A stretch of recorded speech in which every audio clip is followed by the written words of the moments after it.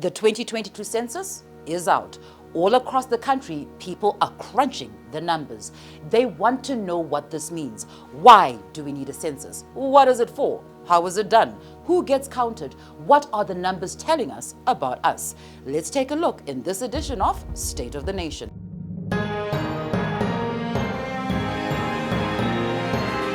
The State of the Nation.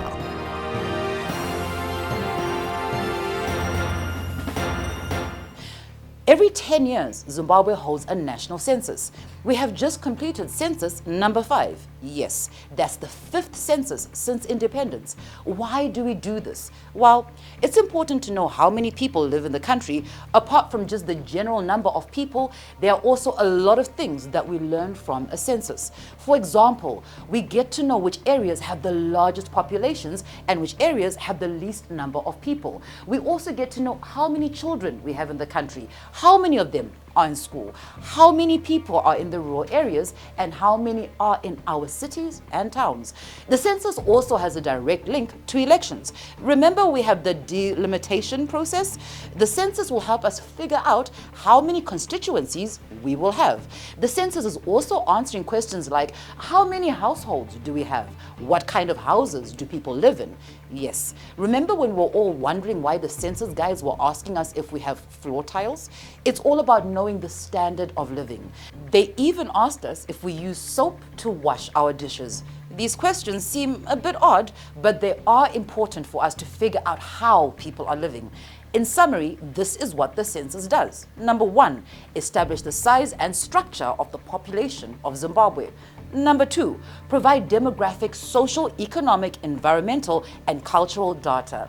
Number 3, determine rate of population growth. And number 4, establish population density. First, before we talk about what the census found out, let's just go through the processes for a bit. The census is led by Zimstat. This is the National Statistics Agency. They use international standards to count people. The global standard is the United Nations Principles and Recommendations for Population and Housing Censuses. Before they start, they go through a pre-census phase.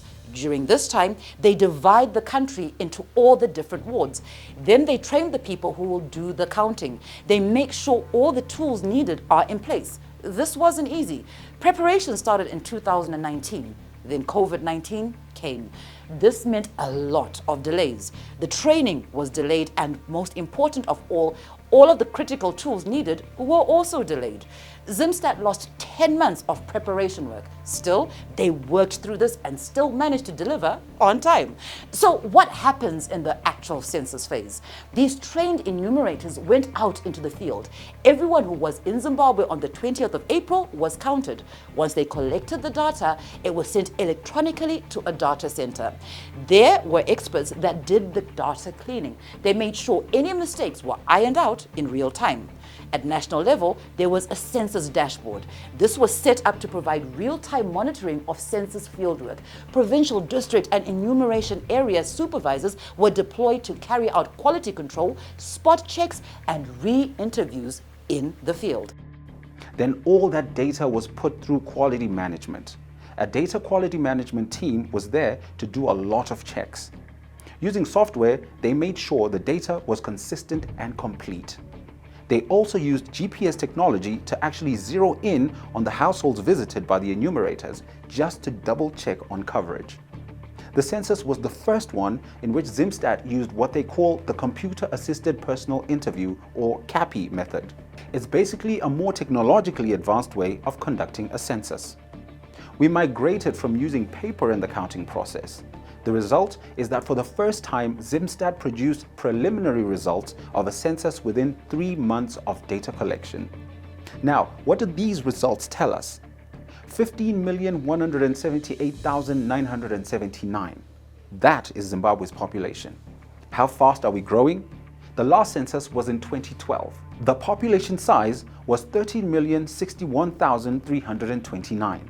This means that our annual population growth rate is 1.5%. Here's another thing that the census tells us. There are more women than men. 52% are women and 48% are males. To put it in other terms, there are 92 males for every 100 females. What about households? there are 3,818,992 households. This means we have an average of 4 persons per household. We have 39 persons per square kilometer in the country. Which province has the biggest number of people? Well, that's Harare. The province holds 16% of the total population. Harare is followed by Manicaland with 13.4% and Mashonaland West Province with 12.5%. Another thing to really think about, most people in the country live in the rural areas, but the census tells us that this could be changing. In 2012, 67% of the population lived in the rural areas. Now 61.4% are in the rural. This tells us that we are once again facing the problem of rural to urban migration. It is a problem that Zimbabwe has tried to solve for many years, and this is why we had growth points and investment into rural economies. The fact that the rural population is falling means we have to relook at these policies and change them. If people keep moving to urban areas, there will be a lot of pressure on public services. These may not be able to keep up with population growth. Another issue to look at is in Bulawayo and other provinces of Matabeleland. Bulawayo recorded the lowest annual growth rate of 0.2%. Experts are saying with the current rate of population growth, Matabeleland provinces will need 350 years to double their population. These experts will be looking at the impact that the slow growth of the population in these key regions of the country means for the economy. What do all these numbers mean for resource allocation? What do they mean for labor? What do they mean for an investor who wants to set up a business here? All these questions show why the census is important. These are not just numbers. They are numbers that force us to ask hard questions about our country and what it will look like in the future. Like, share, comment, and subscribe.